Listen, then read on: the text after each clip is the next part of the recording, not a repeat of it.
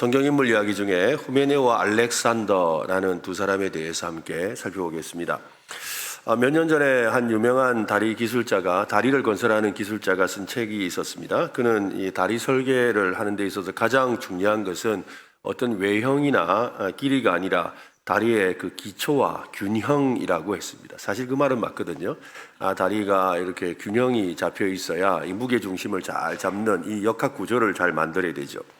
아무리 화려한 외관을 가진 다리라도 기초가 흔들리면 결국 붕괴되고 맙니다.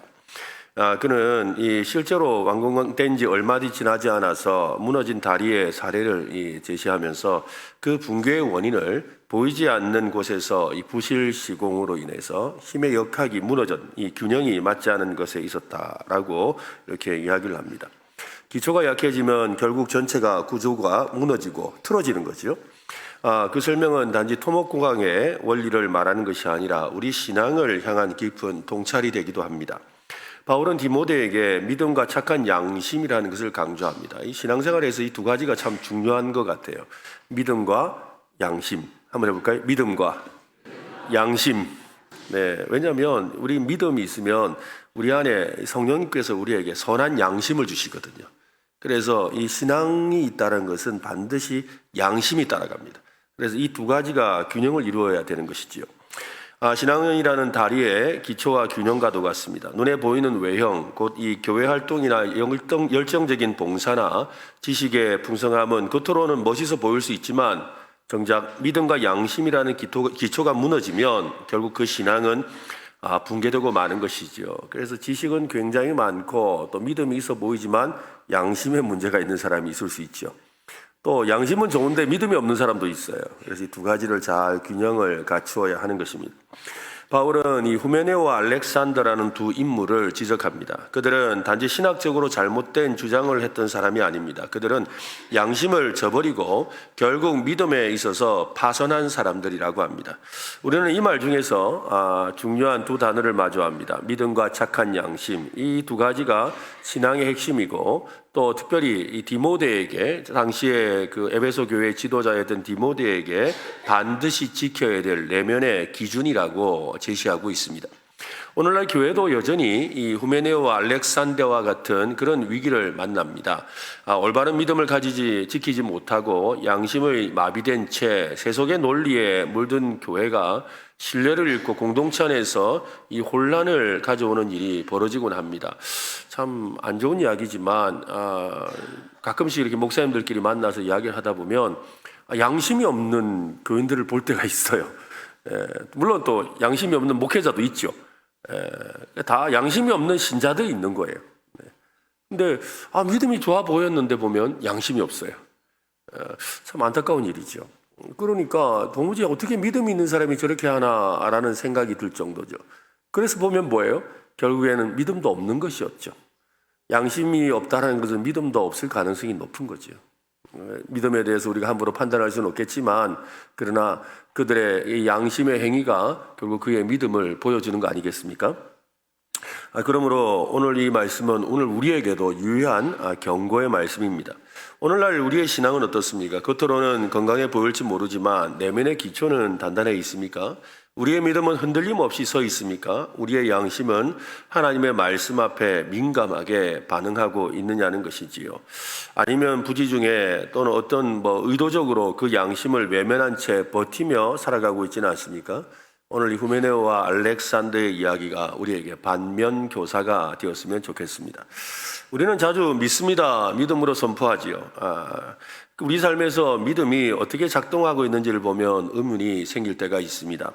말로는 믿는다고 하지만 삶에서는 하나님의 뜻을 외면하고 이 공동체를 혼란스럽게 하고 심지어 자신이 내면에서 느끼는 어떤 경고음조차 무시하는 경우가 많죠. 여러분, 이 경고음이라는 게 바로 양심이죠. 양심이 찔리잖아요. 그게 바로 이 경고음이거든요. 근데 양심을 무시할 때가 참 많지요. 바울은 그런 사람들 향해 아주 강력하게 경고하고 있습니다. 19절 말씀을 다시 한번 읽어봅시다. 믿음과 착한 양심을 가지라. 어떤 이들은 이 양심을 버렸고 그 믿음에 관하여는 파선하였느니라. 이 말씀은 단순히 목회 서신의 한 줄이 아닙니다. 바울 서신의 영적인 절규고 오늘날 우리 모두를 향한 긴급한 영적 메시지입니다. 믿음과 착한 양심을 가지라. 어떤 면에 있어서 오늘 이 시대가 이 믿음과 착한 양심이 바로 우리가 세상 사람들과 다르다는 것을 보여주는 증거인 것 같아요. 우리가 요즘에 TV에 보면 정치인들 보면 양심 없잖아요. 말 조심해야 됩니까? 그죠? 진짜 어떻게 저런 양심을 가지고 이 말 했다, 저 말 했다. 그죠? 이리 붙었다, 저리 붙었다. 그러면서도 맨날 입에 붙여놓은 건 내로남불. 그죠? 내가 말하면 로맨스고 남이 말하면 불륜. 내로남불 아닙니까? 그 말이. 그런데, 그래 말해놓고 자기가 그 일 하잖아요. 그러면서도 부끄러운 줄 모르고. 왜 그래요? 양심에 문제가 있는 거잖아요. 그러니까 이게 참, 이 양심이 없는 것이 별 문제가 안 되는 세상에서 양심이 심각하다고 생각하는 삶을 사는 게 바로 다른 삶이 아니겠습니까? 우리 좀 양심을 가지고 삽시다. 그죠? 양심을 가지고 살아야 돼요. 그래서 믿음과 양심이라는 거 참 중요한 것 같아요. 네. 정말로 이 세상을 향하는 긴급한 영적 메시지이기도 하죠. 믿음과 착한 양심을 가지라. 바울은 디모데에게 단지 지적인 신앙, 곧 교리를 잘 아는 신앙을 강조하지 않습니다. 오히려 그보다 앞서서 양심을 말합니다. 믿음과 양심. 이 둘은 신앙의 두 기둥이죠.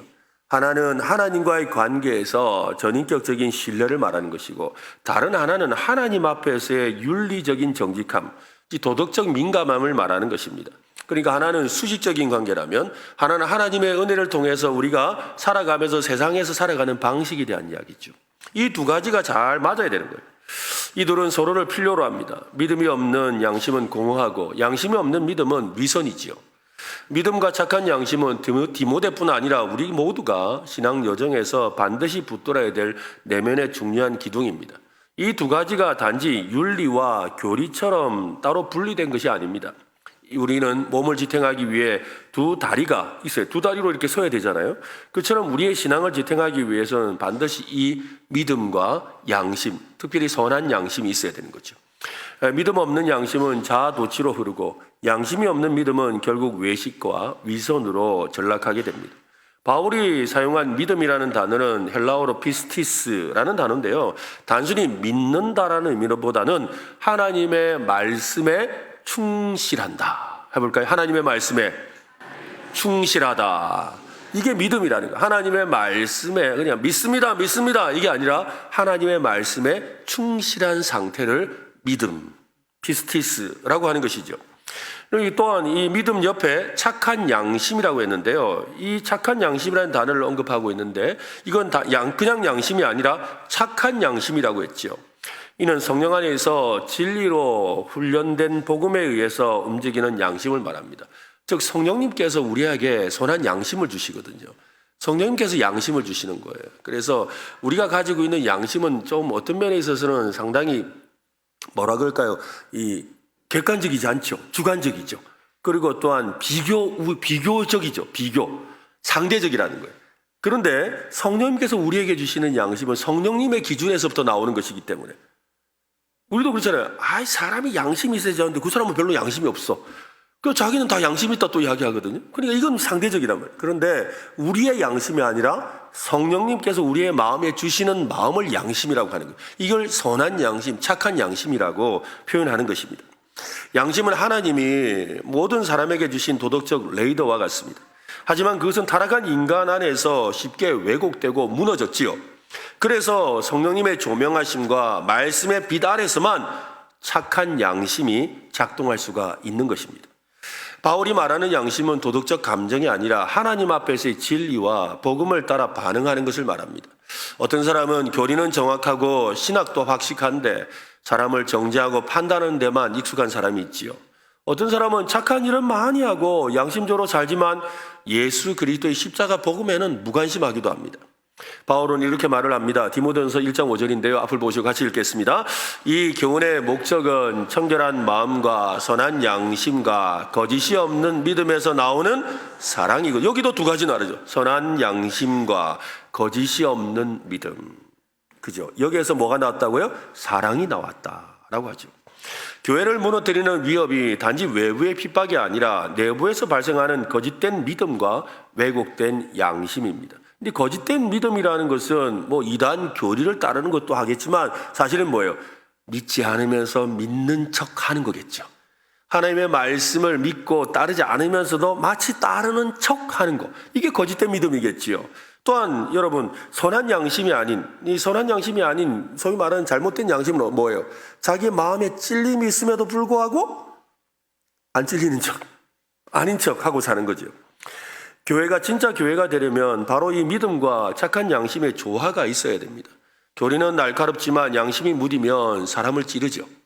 사실 우리도 그렇잖아요. 막 말씀 보면 이 말씀이 너무 좋아도 당신 그래 살아 말하려고 하다가 보면 저도 그렇거든요. 저도 이렇게 옛날에는 이렇게 좀 뭐라 그럽니까? 믿음은 별로 없고 또 못돼 가지고 하여튼 말씀 가지고 이렇게 남 공격하는 거 되게 잘했어요. 그래가지고 막 선배들 막 하도 곤란하게 만들고 곤혹스럽게 만들고 어디서 하나 공부해 와가지고 그거 하나 가지고 막 딱 말만 틀려라고 기다렸다가 그 말 그 뜻 아니잖아요 하면서 이렇게 해가지고 그런 걸 참 좋아했는데 지금도 아직 제 마음에 뭐 어디 갔겠습니까만은 그러나 예전보다는 좀 무뎌진 것 같아요. 근데 무뎌졌던 이유 중에 하나는 뭐냐면 마음속에 제 양심의 소리가 들리는 거죠. 니는 그죠? 내가 뭐라고 말하고 싶은데 마음속에서 양심의 소리가 들린다고요. 니는. 그러면 내가 여러분 니는이 무슨 말인지 모르세요? 아시죠? 그죠? 마음속에서 뭘 하려고 그러는데 니는 이러면 차부터 생각해 보게 되잖아요. 그죠? 그러다 보니까 어떻게 이 교리만 가지고 삶을 살수록 양심이 우리의 삶을 움직인다는 걸 우리가 알 수가 있는 것이지요. 그래서 이 교리와 양심, 믿음과 양심 이 두 가지가 같이 가야 되는 거죠. 근데 양심은 부드럽지만 믿음이 없으면 어떻게 되겠어요? 그냥 뭐 좋은 게 좋습니다 이렇게 가겠죠. 그러니까 진정한 그리스도인은 예수 그리스도를 믿는 믿음으로 하나님 앞에 살되 착한 양심으로 이웃 앞에 살아야 되는 것이지요. 믿음과 착한 양심은 상호작용 속에서 더욱 강해집니다. 믿음이 깊어질수록 양심은 정결해지고 민감해지지요. 정결한 양심은 다시 그 사람의 믿음을 성숙하게 만드는 것입니다. 바울은 이것을 단지 개인적인 차원이 아니라 교회 전체의 질서와도 아주 직결된 문제로 보았습니다.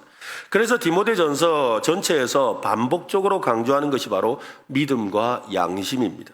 왜냐하면 이것이 무너지면 공동체 전체가 흔들리기 때문입니다. 하나님은 우리의 신학이 아니라 우리의 전 인격을 원하시죠. 믿음은 입술로 고백하는 것이 아니라 양심으로 살아내는 것입니다. 믿음과 양심이 통합된 인격, 이것이야말로 진짜 신앙인이죠. 한번 해볼까요? 믿음과 선한 양심을 가지자. 옆 사람한테 가지라 하지 말고 내가 가지겠다고. 내가 믿음과 선한 양심을 가져보겠습니다. 네, 옆에 말하면 또 부담이 되니까, 그죠? 네. 항공기 사고가 발생하면 가장 먼저 수색하는 것이 있죠. 그것은 바로 블랙박스를 찾는 겁니다. 이 블랙박스 안에는 비행기 조종실에서 모든 대화와 또 이 조종사가 이렇게 만졌던, 작동했던 그런 모든 기록이 담겨 있죠. 이 상자를 보면 그 사고가 우연한 충돌인지 아니면 이 경고음을 무시한 데서 일어난 이 사고인지 또 아니면 과실인지를 알 수가 있는 거죠. 조종사들이 이미 몇 번의 대체로 이렇게 블랙박스를 보면 대부분의 경우는 그런 경우가 많답니다. 조종사들이 몇 번의 그 시스템적 경고를 받았지만 내가 이때까지 경험해봤는데 지나가는 거야. 지금 저러다가 말어. 나도 몇 번 봐봤지만 여기 오면 꼭 그런 일이 있어. 이러면서 그냥 이렇게 이 경고음을 무시해버리는 거죠. 그러다가 사고가 일어나는 경우가 많다는 것입니다. 믿음의 파손도 이와 크게 다르지 않습니다. 작은 경고, 양심의 그 신호를 반복해서 무시하다 보면 결국 신앙이라는 항해는 돌이킬 수 없는 파손, 배가 부서지는 것으로 끝난다는 것이지요. 19절 말씀을 보십시오. 같이 더 읽어봅시다. 믿음과 착한 양심을 가지라. 어떤 이들은 이 양심을 버렸고 그 믿음에 관하여는 파손하였느니라. 바울은 오늘 본문에서 어떤 이들이 양심을 버렸다라고 합니다. 여기서 버렸다라는 해당하는 헬라어는 아포세오마이라는 단어인데요. 단순한 실수가 아니라 의도적으로 반복적으로 거절하고 밀쳐내었다는 거예요. 그러니까 마음에 작정을 했다는 거죠. 양심은 마치 경고음처럼 우리 내면에서 죄를 경계해야 돼. 그거 하면 안 돼. 마음이 괜히 찔리는 거예요. 마음의 찔림이 어떻게 올까요, 여러분? 마음의 찔림이 어떻게 올까요? 막 마음이 아픕니까? 마음을 찔려 보셨어요? 마음에 찔리면 어떤 일이 생기던가요? 거의 대부분은요, 하나님 생각 안 나고 사람 생각나요. 사람 눈치 봐지잖아요. 안 그러세요? 뭐 이렇게 뭐 눈치 이렇게 보잖아요. 그게 벌써 내 마음이 양심이 지금 움직이고 있다는 거거든요. 그런데 나쁜 짓 하는 사람 보세요.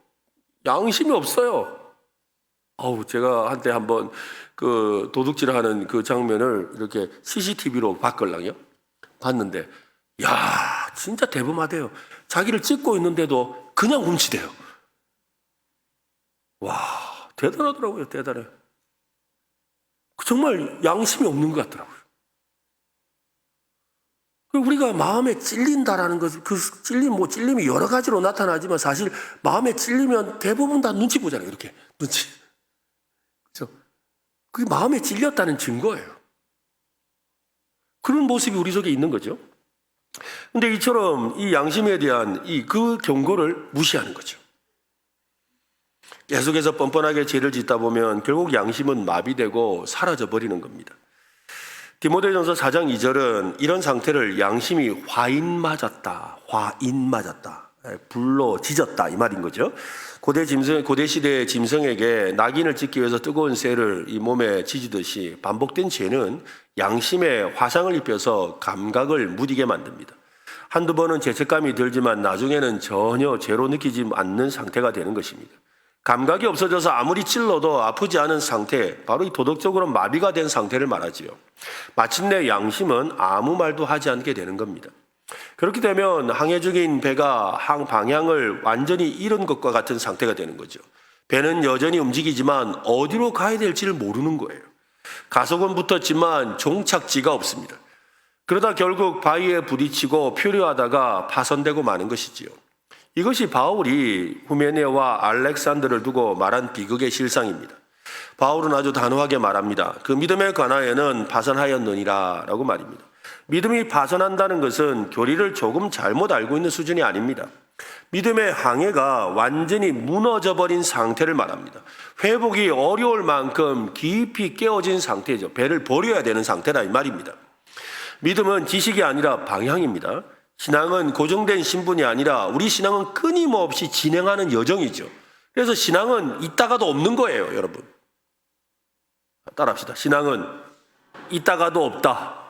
한번 더 합시다. 없다가도 있다. 그러니까 여러분 옆 사람 보면서 아이고 저 신앙이 저래가지고 여러분 그 말하면 안 돼요. 왜냐하면 내 신앙이 어떻다고요? 있다가도 없는 수가 있는 거예요. 반대로 저 사람은 뭐요? 없다고도 있는 수가 있는 거예요. 그러니까 신앙은 여정인 거예요. 다시 한번 합시다. 신앙은 있다가도 없는 것이다. 그죠? 여러분, 내가 지금 신앙이 있다고 자랑할 일이 아닌 거예요. 내가 있다가도 어떻게 될지 몰라요. 지금은 이렇게 졸려도 앉아서 예배 드리고 말씀 듣지만 저 어디 딴 데 가 있을 수도 있다니까요. 또 반대로 지금 저 딴 데 간 사람이 와서 앉아 있을 수도 있는 거예요. 이게 신앙이라고요. 이 여정에서 우리가 방향을 잃고 양심의 소리를 무시하고 죄와 거짓을 반복하다 보면 결국 그 믿음은 파손하는 것이죠. 그러면 이제 소용이 없어지는 거예요. 바울이 언급한 인물 중에 하나인 후메네오는요, 디모데후서 2장에서 다시 등장하는데요. 2장 16절로 18절에 보면 이런 말이 있습니다. 망령되 거탄 말을 버리라. 그들은 경건하지 아니함에 점점 나아가나니. 그죠? 아까 신앙은 여정이라 했잖아요. 그죠? 경건하지 않은 모습으로 점점 나아갔대요. 그들의 말은 악성 종양이 퍼져나감과 같은데, 여러분, 이 악성 종양이 뭐예요? 암이 금방 퍼지잖아요. 그처럼 퍼진다는 거예요. 그 중에 후메네오와 빌레도가 있느니라. 진리에 관하여는 그들이 그릇되었도다. 부활이 이미 지나갔다 하므로 어떤 사람의 믿음을 무너뜨리느니라. 부활이 지나갔다라는 거짓된 주장을 하며 거짓된 교리를 펼쳤다는 거예요. 공동체 신앙을 무너뜨렸다는 겁니다. 그의 교리는 단순한 오리가 아닙니다. 공동체의 믿음을 허물어뜨리는, 그래서 사람들의 믿음을 무너뜨리는 해악을 끼치는 독소였다는 거죠. 그와 함께 언급된 알렉산더라는 사람은요, 디모데후서 4장 14절에 다시 나옵니다. 4장 14절에 보면 구리 세공업자 알렉산더가 내게 해를 많이 입혔음에 주께서 그 행한 대로 그에게 갚으시리니 너도 그를 주의하라. 그가 우리 말을 심히 대적하였느니라. 이들은 단지 생각이 다른 사람들이 아니었습니다. 그들은 양심을 버리고 자신과 다른 사람의 믿음을 무너뜨리고 공동체의 질서와 거룩함을 해치는 사람들이었습니다. 양심은 하나님의 말씀에 반응하는 우리의 내면의 센서입니다. 근데 이 센서를 일부러 꺼버리면 어떻게 되겠어요? 어느 순간 아무리 성령님께서 말씀하셔도 성경이 눈앞에 펼쳐져 있어도 전혀 감각이 없죠. 가끔 그런 경우 있잖아요. 뭐 이렇게 운전을 하는데 내비게이션을 켜놓고 가는데 자꾸 만기턱 조심하세요. 뭐 여기 어린이 보호구역입니다. 이 말이 자꾸 나오니까 귀찮아가지고 어떻게 해요? 소리 끄잖아요. 소리 껐다가 나중에 지나가다가 어린이 보호구역에 과속하면 이거 2배 나오잖아요. 오히려 많이 나왔어야 되는데 내비가 아무 말을 안 했다니. 내비가 아무 말을 안 하기는 자기가 꺼놓고 그죠? 바로 그래야 되는 거예요. 바로 그와 같은 일이 벌어지는 거죠. 그처럼 그렇게 자신의 그 센서를 닫아버린 거예요. 이게 양심의 문제가 있다는 거죠. 교회를 향한 도전은 항상 외부에서 오는 것만이 아닙니다. 때로는 내부에서 바로 우리 자신에게서 무너짐이 시작되기도 합니다. 우리가 말씀을 듣고도 양심이 반응하지 않는다면 그것은 이미 파선의 길을 걷고 있는지도 모릅니다. 이 말씀을 남의 일처럼 들으면 안 됩니다. 그래서 참 감사한 것은 우리 성도님들을 제가 이렇게 와서 이제 설교하고 만나서 교제하다 보면 참 양심적이세요, 여러분들이. 참 양심적이세요. 왜냐하면 좀 찔리는 말 하면 딱 표정들이 달라져요. 그 전까지 아멘 하던 분이 아멘도 안 해. 속으로 아멘하고 겉으로 아멘도 안 해. 너무 이렇게, 그래 저는 예전에는 몰랐어요. 이분들이 아니 이렇게 말씀을 싫어하나 했는데 그게 아니고 양심에 찔려가 말을 안 하시는 거더라고. 가만 보니까. 맞지요? 그래서 다른 사람들은 다른 데 가면요 막 양심에 찔려도 아멘 아멘 이러면서 마치 아닌 양 하는데 여러분들은 너무 정직하셔가지고 마음에 찔리면 말을 안 해. 그냥 참 정직하셔요. 진짜 좋은 거. 이거 좋은 거예요. 좋은 거. 나쁜 거 아닙니다. 좋은 거예요. 그죠? 아니면서도 아멘 아멘 이런 거, 이것도 더 문제예요. 이게 사실 우리 안에 있어 그 양심이 살아있어야 되는 거죠. 이게 진짜 믿음에 가진 사람들 아니겠습니까? 후메네오와 알렉산더의 이야기만이 아니라는 것이죠. 우리도 믿음 안에서 항해 중인 사람들입니다. 그 항해의 마지막을 지키기 위해서는 반드시 착한 양심과 믿음이 필요합니다. 우리는 우리 자신에게서 끊임없이 질문해야 합니다. 나는 지금 양심의 소리에 귀를 기울이고 있는가? 나는 믿음의 항해를 바른 방향으로 계속하고 있는가? 내가 반복해서 무시하고 있는 그 작은 죄, 작은 타협은 없는가? 이 질문 앞에서 우리는 진지하게 하나님 앞에 서야 합니다. 믿음의 파선을 막는 길은 단순합니다. 하나님의 말씀 앞에 나를 정직하게 드러내는 것이죠. 그리고 성령님의 조명을 받는 것입니다. 작은 죄라도 민감하게 느끼고 돌이키는 삶을 살아야 합니다. 그때 우리의 믿음의 항해는 끝까지 주의 나라에 이를 때까지 계속될 줄로 믿습니다. 사실 이 알렉산더와 후메네오에 대한 이 말씀을 나눌까 말까 한 주간 고민을 참 많이 했습니다. 왜냐하면 별로 좋은 모델이 아니니까요. 그동안에 제가 오늘 여러분한테는 제가 신약 말씀만 지금까지 쭉 해왔거든요. 근데 신약 말씀 중에 웬만한 성경 인물은 다 했습니다. 다 했는데 그래도 구약으로 갈까 하다가 그래도 하고 이렇게 신약 인물 중에 어떤 인물을 우리가 또 공부하면 좋을까 찾다 보니까 알렉산더와 후메네오가 남았더라고요. 그래서 이걸 할까 말까 고민하다가 그래도 정말 때로는 그죠? 또 우리가 반면교사로 아까 삼아야 될 일이 있다고 했는데 그래서 우리가 살펴보는 겁니다. 또한 우리가 배워야 될 부분도 있기 때문이죠. 교회는요 하나님의 거룩한 공동체입니다. 이 공동체의 질서와 정체성을 유지하는 일은 하나님께서 매우 중요하게 여기십니다. 그렇기에 교회 안에서 이 믿음을 저버리고 양심을 버린 자들에 대해서는 반드시 어떤 형태로든 영적 조치를 취해야 합니다. 그렇지 않으면 공동체 전체가 타락의 길로 빠지기 때문이지요. 그래서 교회의 권징은 종종 이 부정적인 이미지로 생각될 때가 많지만 성경은 사실 이 권징을 하나님 나라의 공동체의 정체성을 유지하고 또 회개의 기회를 제공하고 또 공동체를 보호하는 영적 행위로 말을 합니다. 그래서 바른 권징을 시행해야 된다고 말하고 있어요. 네, 디모데전서 오늘 본문 20절인데요. 같이 한번 읽어보겠습니다. 시작. 그 가운데 후메네오와 알렉산더가 있으니 내가 사탄에게 내준 것은 그들로 훈계를 받아 신성을 모독하지 못하게 하려 함이라. 이 말씀이 굉장히 어려운 말씀입니다. 한글 개역 성경과 달리 다른 번역 성경에서는 더 강력한 표현을 쓰거든요. 제가 한번 읽어드릴게요. 새 번역 성경인데요. 그렇게 된 사람 가운데 두 사람이 바로 후메네오와 알렉산더입니다. 나는 그들을 사탄에게 넘겨주었습니다. 그것은 내가 그들을 응징해서 다시는 하나님을 모독하지 못하게 하려고 한 것이었습니다. 아주 엄청나죠. 우리 성경에서는 그를 훈계를 받아라고 했는데 여기서는 응징하여라고 하는 아주 강력한 메시지를 쓰고 있습니다. 바울은 여기서 무시무시한 표현을 사용하죠. 후메네오와 알렉산더를 가리켜 사탄에게 내어주었다라고 합니다. 이 말은 많은 이들에게 오해를 불러들일 수 있는 그런 표현입니다. 바울이 정말 저주하듯이 사람을 사탄에게 넘긴 것일까요? 팔아넘긴 것일까요? 바울은 교회에게 그런 권한이, 바울과 그런 교회가 그런 권한이 과연 있을까요? 이 구절을 잘 보면 우리가 발견하는 것이 있는데요. 저주나 심판의 종결이 아니라 회복을 위한 하나님의 징계라는 것을 알 수가 있죠. 왜냐하면 신성 모독을 하지 못하게 하려 함이다라는, 또 훈계를 받아라는 말을 통해서 뭐예요? 고치게 하려는 목적이 있다는 것이 나오는 거죠. 그러니까 이렇게 살지 않도록 하도록 하기 위해서 어쩔 수 없이 행한 일이 사탄에게 내어주는 일이었다는 겁니다. 사탄에게 내어줬다는 이 표현에 대해서 조금 더 우리가 잘 살펴봐야 합니다. 아니면 오해할 수가 있거든요. 이 구절의 뉘앙스는 어떤 인물을 악한 존재에게 마치 내던져 버리는 것처럼 들리지요. 그러나 원래 뜻은 일정한 목적을 가지고 그 권세 아래 맡겼다는 거예요. 야, 니 그 사탄 집에 가서 좀 놀아라 하고 보냈다는 거예요.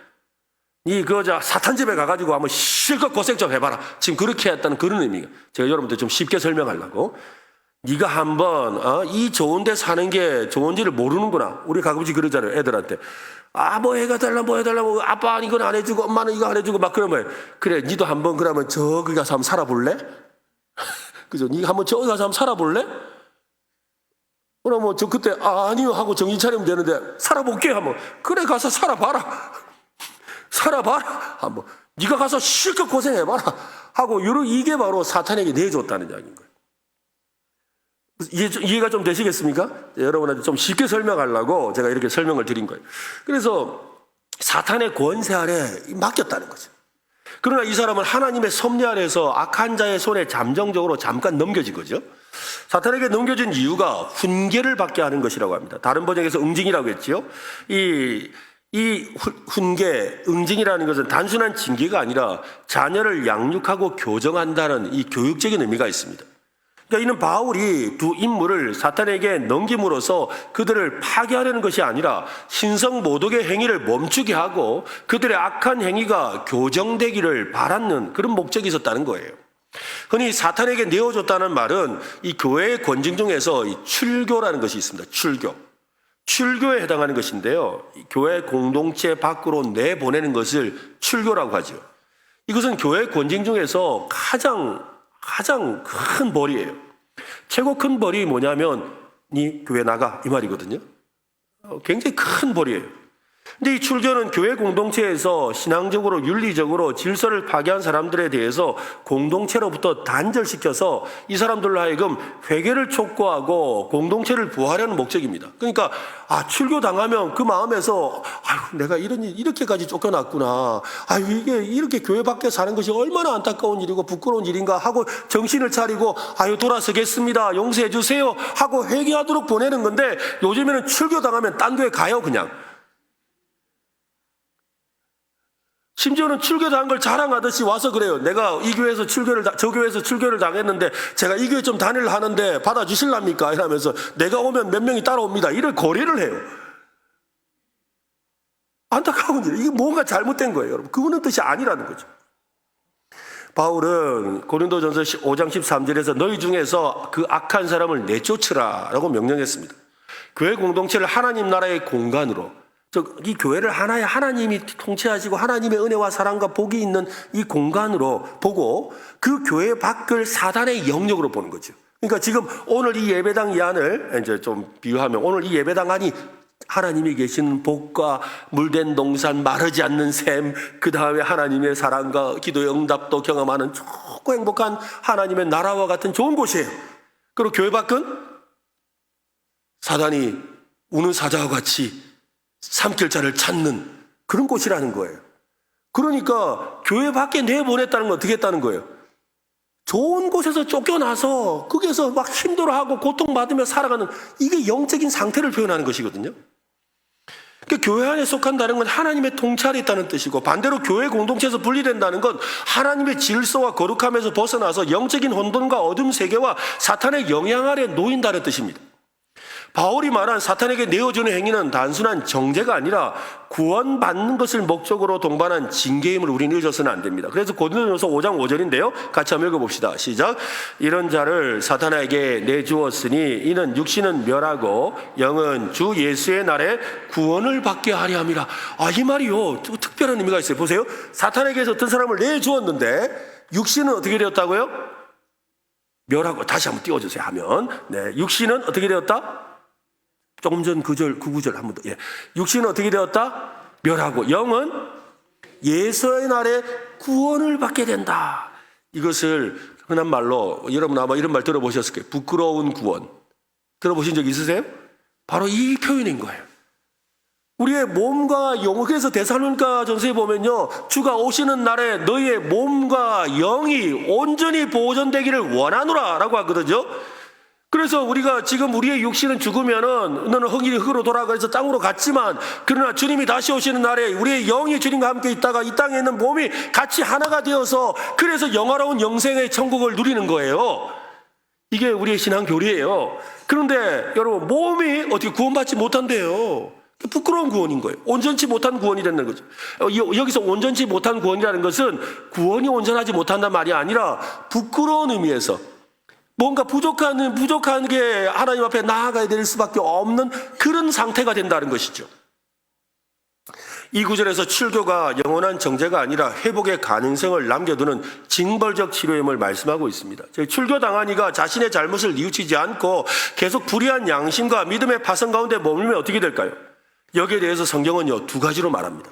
만약에 출교를 당했는데, 그죠? 사탄에게 내준 바 되었는데 이 사람이 정신을 차리고 빨리 돌아와야 되는데 돌아오지 않고 계속 거기에 머물면 두 가지 중에 하나를 하게 된다는 거예요. 하나는요, 아까 조금 전에 말했던 부끄러운 구원이에요. 왜냐하면 고린도전서 3장 15절 읽어봅시다. 시작.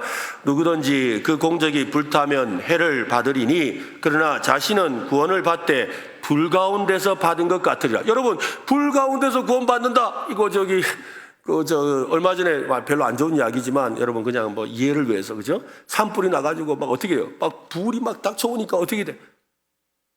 자기 몸뚱아리 하나만 겨우 빠져나오잖아요. 아무것도 가지고 주님 앞에 보여드릴 게 있어야 되는데, 주님 앞에 주님 내가 이렇게 살았습니다 그렇게 보여드릴 게 있어야 되는데 아무것도 없이 그냥 빈털터리로 나왔다 이 말인 거예요. 그처럼 이것을 불 가운데 구원받은 것이라고 하는 거예요. 부끄러운 구원인 거죠. 또 하나는요, 밖으로 쫓겨나서 영영이 내쫓기는 거예요. 마태복음 22장 13절인데 또 읽어봅시다. 시작. 임금이 서한들에게 말하되 그 손발을 묶고 바깥 어두운 데 내던지라. 거기서 슬피 울며 이를 갈게 되리라 하니라. 하나님 나라에 대한 초대가 있었음에도 삶의 실천이 따르지 않는 사람들은 하나님 나라의 기쁨과 생명에서 분리되는 거죠. 왜냐하면 여러분 이 말씀의 비유는요, 예수님께서 하신 말씀, 예수님이 어떻게 해요? 이 달란트 비유를 하시고 나서 그 달란트, 야 너희들은 천국 잔치에 참여하거라 하고 나서 그 잔치에 초대하잖아요. 그런데 남기지 않고 했던 자는 어떻게 돼요? 쫓겨나서 밖에서 이를 갈며 후회하게 되는 일이 벌어진다는 거예요.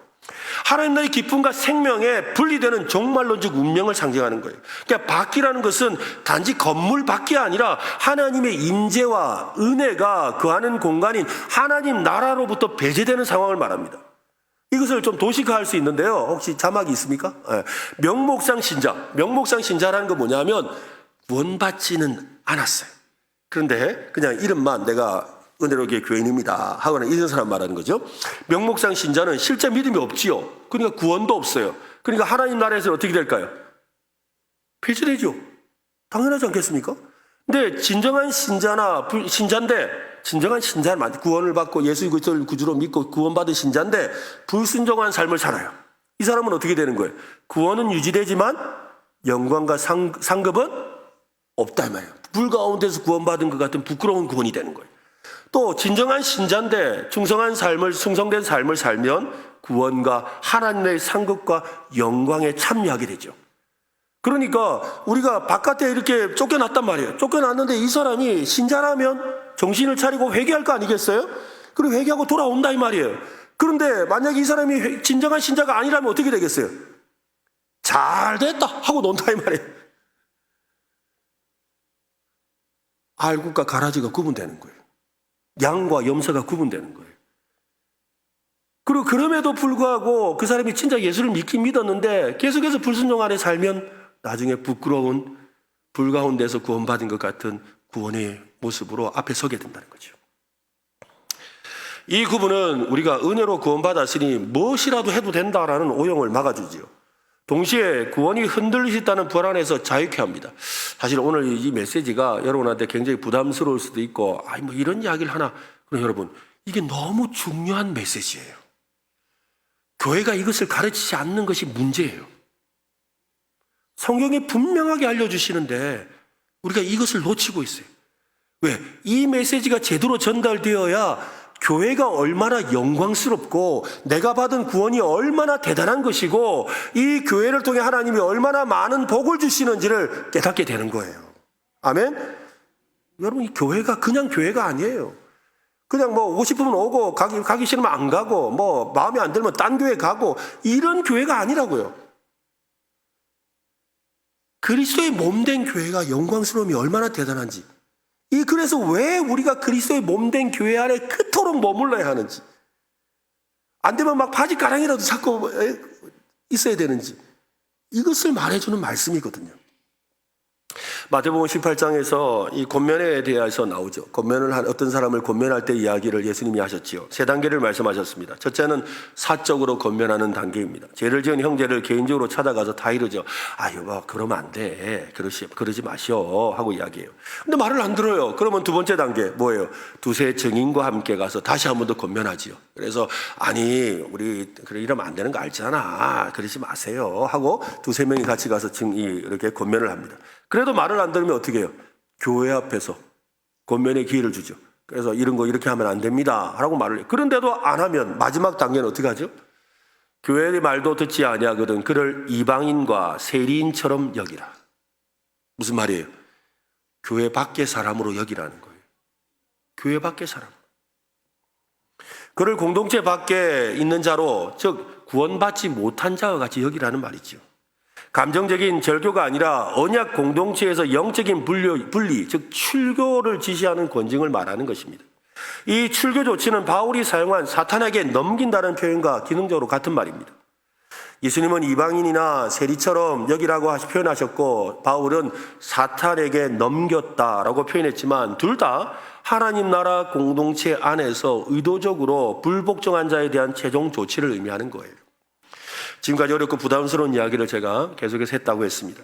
그 속에 있는 하나님 나라의 소중함과 믿음과 교회 공동체가 얼마나 중요한가를 깨닫는 이 시간이 되었으면 좋겠습니다. 하나님은 우리가 누군가를 정죄하는 법을 배우기보다 그를 위해 눈물로 기도하는 법을 먼저 배우기를 원하십니다. 교회 안에서 권징이 있는 이유는 교회를 더럽히지 않기 위해서이기도 하지만 동시에 죄인 하나가 회개하고 돌아오기를 바라시는 하나님 아버지의 마음이 담겨 있기 때문입니다. 교회는 병원이죠. 아픈 사람이 모이는 곳입니다. 근데 때로는 바이러스에 감염된 사람들이 들어옵니다. 그렇다고 병원에서 그를 그냥 내쫓는다면 그 병원이 아니죠. 치료하지 않고 제거하는 것만을 목적으로 한다면 교회는 십자가 정신을 잃은 것입니다. 하나님은 교회를 통해 환자를 치료하시고 성령님을 통해 내면을 회복하여 하시지요. 그러므로 우리는 이 권징의 자리에서 기도해야 합니다. 정죄보다 회복을, 단절보다 회개를, 파괴보다 복구를 기대하며 말입니다. 믿음과 착한 양심, 이 두 가지는 단순한 덕목이 아닙니다. 성도의 신앙의 여정을 이끄는 나침반과 같습니다. 우리의 영적인 항해를 안전하게 목적지로 인도하는 필수적인 두 기둥입니다. 이 두 가지가 분리될 수 없고 또한 무너질 수 없음을 우리가 오늘 좀 살펴보았습니다. 믿음은 양심의 토대 위에서만 살아 움직이고 양심은 믿음의 비단에서만 참된 기능을 발휘합니다. 그러면 여러분 믿음과 양심, 이 두 가지를 더 견고히 세워가시기를 바랍니다. 이것이 우리 기독교가 다른 세상의 어떤 종교와 구분되는 거예요. 그래서 우리 기독교를 세상의 종교와 다르다고 해서 기독교를 종교가 아니라고 말하는 이유도 바로 여기에 있는 거예요. 기독교는요, 그냥 종교라는 그 범주에서 본다면 아주 고등 종교예요. 고등 종교. 여러분, 조금 더 노골적으로 표현하면요, 절에 다니는 분한테 가서 범법 지었다 해가지고 그거 갖고 막 양심에 가책해 하면서 막 안 합니다, 여러분. 왜냐하면 양심에 대해서 이야기하는 것은 교회밖에 없어요. 그래서 믿음과 이 양심이 함께하는 고등 종교인 거예요. 세상 종교는요, 양심이 없어요. 뭐 싫든 좋든 내만 좋으면 되는 거예요. 나만 가지면 되는 거예요. 남 죽여서라도 내가 갖는 거예요. 그게 세상 종교예요. 그러나 우리가 믿는 기독교는 하나님 앞에서 바른 양심을 가지고 살아가는 삶에 있습니다. 여러분, 그런 삶을 살아가고 계시죠? 앞으로 더 살아가시길 바랍니다. 이를 위해 더 성령 하나님을 의지하시기 바랍니다. 성령께서 우리의 마음을 인도해 주실 줄로 믿습니다. 후메네오와 알렉산더는 이 둘을 분리했고 결국 믿음은 파손하였습니다. 이는 단지 개인적인 실패가 아니었습니다. 그들의 교만과 왜곡된 가르침은 공동체 전체를 위협했고 교회는 그들을 징계해야만 했습니다. 하지만 이 징계조차도 궁극적인 파멸이 아니라 회복을 위한 하나님의 처방이었다고 했습니다. 결국 믿음의 여정은 나 혼자 가는 길이 아닙니다. 함께 걸어가는 공동체의 항해입니다. 바울은 교회 안에서 징계를 통해 개인의 회복뿐만 아니라 공동체의 거룩을 지켜내려고 했습니다. 우리 교회도 그러해야 합니다. 진리와 사랑, 건진과 자비, 회복과 거룩이 조화를 이루는 교회. 그 교회가 바로 은혜로 교회입니다. 은혜가 있다는 것은요, 은혜가 있다는 것은 야, 좋은 게 좋은 거다. 야, 아이고 뭐 은혜로 덮자. 그거의 은혜가 아닙니다, 여러분. 바른 믿음에 서도록, 바른 양심을 갖도록 우리가 함께 도와주고 협력하고 사랑하고 세워가는 것. 그것을 통해서 함께 믿음의 견고한 터전이 세워지는 역사가 일어나는 저와 여러분 되시기를 예수님의 이름으로 축원합니다.